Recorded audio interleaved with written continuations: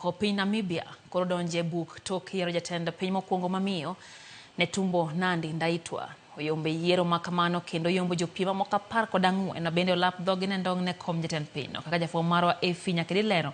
Ndaitwah koro ochopo e rang'iny ma jotend pinje Afrika mamoko mamine kaka Samia Suluhu mar piny Tanzania kod jatend piny Mauritius machon Amina Gurib. Ellen Johnson Sirleaf mar Liberia osingo mar keto okenge mag tieko midhiero ma pinyno kadhoe.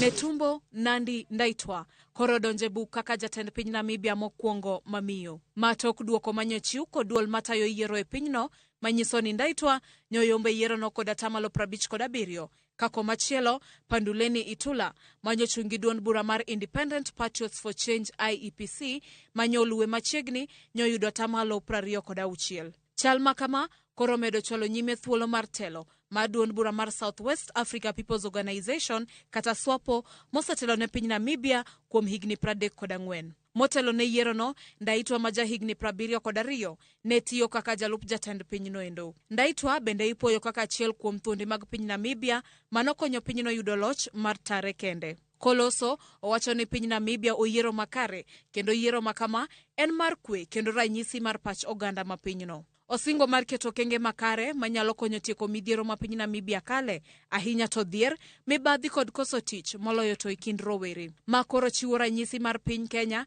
kama bende joma mine mamoko moting'o Charity Ngilu kachiel kod Martha Karua nosetemo laro kom ker kata obedo ni nok giyudo thuolono.